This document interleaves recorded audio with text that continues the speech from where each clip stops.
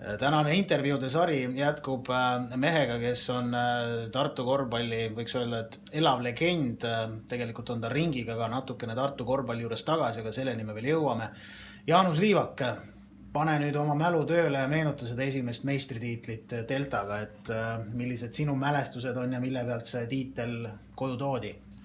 Mälestused on ikkagi, ütleme, kui sa praegu küsidki, jooksid kohe külmajudinad üle, et eks ju see, see oli võimas aeg. Mõned asjad, ma ei tegi, kust otsast alutakse, lõpus, kui see viimased mängud juba olid või see hooaeg, ega meil see hooaeg läks küll kivide ja kändude. Kõik räägivad tiitlist, eks ju, finaalis 3-0, aga me olime tegelikult päris pusisime ju Newbitiga. Poolfinaalis me võitsime, kui ma ei eksi, 5-2 vist või. Äkki vaatad need faktid järgi kuidagi mälu või 2-1 või, et seal viimane mäng läksime ja 50-50 oli Tallinnas ka mäng, et võitsime ära, et sinna saada. Ja siis oli see, ütleme, siukene juba ajalugu, aga ütleme, siuksed meenutused, mis mul olid, ütleme, see esimene mäng võitsime nibin-nabin 2 punktiga, jäime ööseks sinna, teine mäng panime pakki, kui nii võib öelda. Ja siis, kus me võib-olla selle asja nagu suurust tundsime, oli see, et kui me nüüd tagasi Tartusse jõudsime, see oli, ma arvan, öösel kuskil 12 paiku.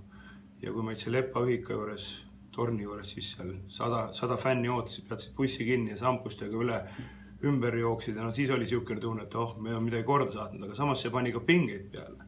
Ja siis on mul üks siukene seik on veel meeles, see oli seda enne viimast mängu seal Raekoja plassi istmikusin kohvikuga ja siis hetk inimesed rääkisid, et kuule, mis toimub, eks ju, et siin Tartu linnas kõik läheb poolega tööpäevalt ära, et oli nagu siukene Tartu nagu püha oli või siukene, eks ju, pooled päevalt ja see juba, et lõpus, et läksid sinna 1,5 tundi enne mängu algust, astusid saali ja saal oli puupüsti täis, eks ju, ja järjekord oli sinna Konsumini või mis see pood seal on, et need on, ütleme, siuksed ehedad, siuksed elamused, mis, ütleme, on seda asja väärt. Tegelikult sina oled ka ju selle vundamendi juures olnud, et see meistritiitel oli nii-öelda selle jäämäe pealne osa, et tegelikult need korvpallikooli poisid, olgu nad siis alates sinust lõpetades Tanel Tein ja Indrek Visnapuga, et tegelikult seda müüri laoti päris pikka aega ja lõpuks see kulmineerus.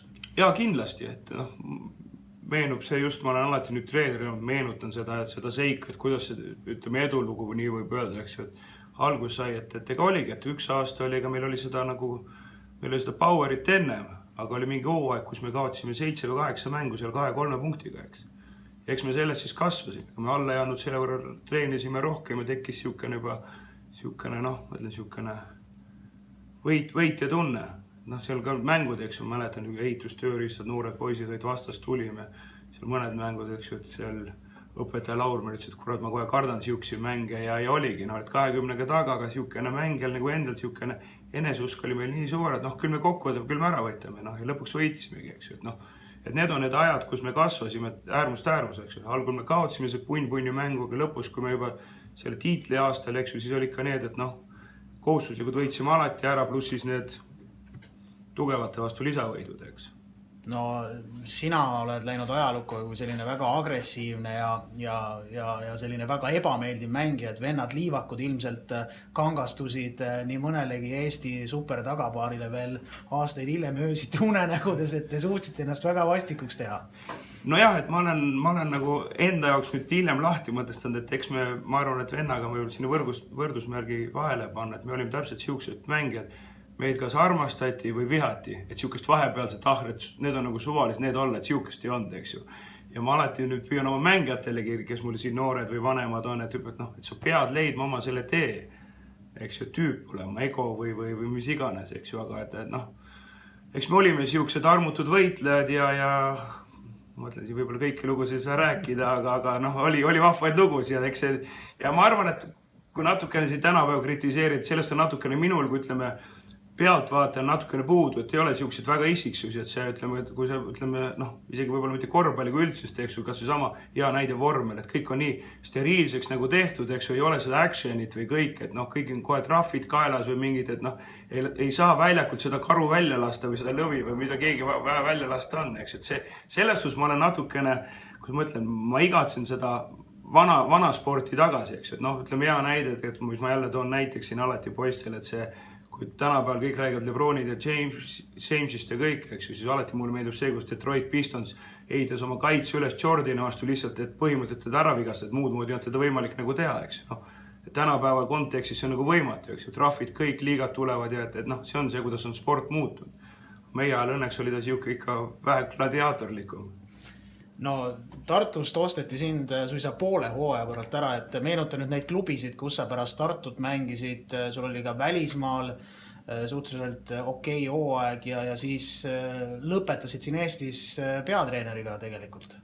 Jah, et eks ta siin läks, eks ju, et siin oli tegelikult oli see, et võitsime selle esimese tiitlid, siis treener vahetus, siis võitsime teise tiitli, ja ütleme see nagu see alati on, ega treeneritel oma lemmikud, eks ju, ja mina ütleme, Jüri lemmikut hulka ei kuulunud, eks ju, ja siis Nüübitil oli vaja samal ajal tagamängijat ja siis tehti pakkumine ja siis istusid klubijuhid maha ja tehti see summagi ära. Ja kui ma ütlen ausalt, ega ma seda summat ei tea, ma võin aimata kuskilt läbi jooksnud, eks ju, aga ma olen üks nendest mängijatest, kes on nagu üle ostetud, kes on raha makstud, eks ju, et kui tänapäeva jalkas vaadates on see siukene tavaline asi, eks ju, siis tollal oli pretsedenti. Jah, et siukene. Ja siis mängisin Nüübitis, siis mängisin Palluris, siis Kalevis. Selles Kalevis siis, kes ütleme praegu, ei oskagi öelda, et selles Kalevis, aga me mängisime siis seda mingit Euroliigat. Et selles suhtes oli mul seal vahva punt, et tagantjärgi võtta, et olid kõik need, ütleme, tänased superstaarid, Taltsid, Kangurid, Arbetid olid noored poisid ja siis mina olin üks nende vanem seal karjajuht, eks ju. Ja siis oli meil legendaarne Andres Sõbed oli treener.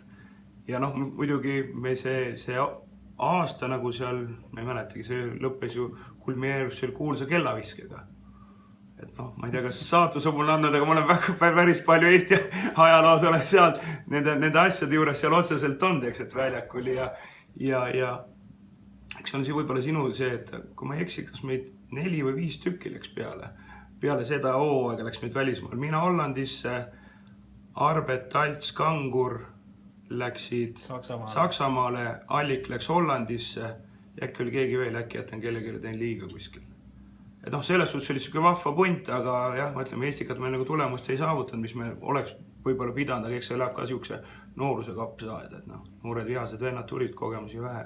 No tegelikult Hollandis sinu korvpallikarjäär liikus mõnes mõttes ka jalgpalli juurde tänu sinu pojale tegelikult, et kuidas siis nii, et tema jalgpall ja sina korvpallur ja kuidas see asi üldse sünnis, et sellisele levelile Frank jõudis? Eks see oli juba tegelikult see Franki see jalkaarmastus oli juba hakkas paar aastat ennem. Et siis ta oli juba, kui mina sinna läksin mängima, siis ta oli juba oma otsuse teinud, eks oma suuna valinud, aga ma olen alati, ütleme, selles suhtes ma kuulun nende inimeste hulka, kes ei ole nüüd, et mulle nüüd see ala või too ala või kõik, et mulle meeldib nagu üldiselt sport. Ja ja kui ma ausalt ütlen, siis oma lapsele vaadates või enda keha ehitust natukene, eks ju, eks ta võib-olla jalgpallis on rohkem läbi lüüa. Et täna on ka ta mingi 1,82 m, eks ju, pigem on jalgpalluri kasv kui korvpalluri kasv. Et see oli tema valik ja mina seal ei suunanud ja mina ainult toetasin, et see oli siukene tema enda otsus. Kui sa tagasi tulid, siis pandi Valgas nii-öelda siis endistest Tartu mängijatest korralik sats kokku ja sul tuli olude sunnise peatreeneriks hakata. Jah, et ma alustasin isegi 2 mängu mängiv treener, aga kui ma mõtlen, et see sport on nii palju muutunud, et sa ei näe, sa ei suuda neid otsuseid teha ja siis ma tegin päris ruttu selle otsuse, et siis treeneriks hakata. Vanus oli juba siukene paras ja ei kippunud eriti sinna väljakul enam siis. Ja ma ei tea, kas oli see õige otsus, aga siiamaani seda teen ja mulle meeldib see, mida ma teen. Sul oli välismaal ka üks hooaeg päris meistriliiga klubi juures. Jah, et ega selles suhtes on mul nagu see, kus ma ütlen, treeneri karjäärgi põnevalt läinud. Alustasin ju päris nullist, et ma läksin sinna kus ma ise mängisin sinna nagu tagasi sinna linna. Esimesed 8 kuud käisin lihtsalt vabatahtlikult seal palle kokku korjamas tegema ennem kui lepingu sain. Ma alustasin päris nullist ja siis selle 5 aastaga jõudsin meistriliiga treeneriks, mis ei olnud ka tegelikult ei olnud üldse paha aasta, et kui ma astusin esimest korda saali seal augusti lõpus, siis mul oli ainult 4 mängijat ja päeva lõpuks mul jäi 1 võit play-offist puudu.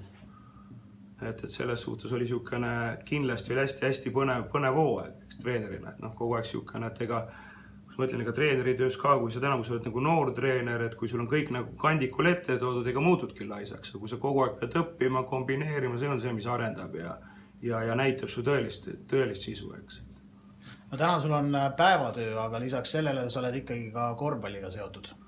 Jah, ei, ma ikka, ma mõtlen, et eks see aeg näitab, kuhu see Eesti sport liigub, eks ju, et ega mujal maailmas seesama, kus ma olin, ega seal olid kõik, eks ju, neid ütleme päris professionaalsed treenereid, eks ju, seal ongi ainult võib-olla ka seal meistriliigas, kes oli 4-5 tükki, kui 10 satsi. Et ega, jõuan teha, eks. Kus sa täpselt oled siis? Mis mehed sinu käe all praegu mängivad? Oi jumal, nüüd seal käisid küll. Mul on niimoodi, et mul on Estiko esiliiga punt, siis on mul Erkma päris väiksed, see on siis 2006 ja nooremad. Siis on Erkma teise liiga punt, A-klassi poiss eelmine aasta, kes nüüd pooled lõpetas ja siis on meil selles akadeemiale mul U18 ja lisaks on siis ka veel, ütleme, Kambja karusid aitan, et seal noored mehed tänava peal ei poe juures ei õlguks, et siuke projekt on ka mul veel käsil. No, milline su enda sportlik vorm on, kui nüüd 26. detsembri nii-öelda siis legendide lahingut silmas pidades, et pall püsib veel peos? No sissegi läheb. Et siin ma ütlen, et see viimane siin väljakutse, mul olid siin mängijad ikka teevad väljakutset, et siukene Kinterast-Talke kunagi mul seal minu käel meistriliigast debüüdi teinud, eks ju, siin on mul kõrval on Kihljo vahendaja, kes oli, et treener 10-3, pidi ära tooma. Nii et läheb sisse ka, mitte ainult käes ei püsi, kukub veel sisse ka. Aitäh, Jaanus, sulle ja loodame siis näha vendade liivakute agressiivsust ka 26. detsembril. Et kohtunikud pange valmiks. Triobet esitleb 26. detsembril Tartu Ülikooli spordihoones kell 17 legendide lahing ja Marek Toronini lahkumismäng. Platsil ristavad piigid 2000. aastal korvpallimeistriks tulnud Tartu Ülikool Delta ja Tartu Rocki All Stars meeskonnad. Lisaks viskevõistlused, pealtpanekud, tantsutüdrukud, trikikorvpallur, Kalev Kruusi live kommentaar ja palju muud. Soodsad eelmüügipiletid saadaval Piletilevist. Show'd toetavad Raadio Hit FM, Delfi, Saku, Sportland ja Autospiri. Legendide lahing ja Marek Toronini lahkumismäng 26. detsembril kell 17 Tartu Ülikooli spordihoones.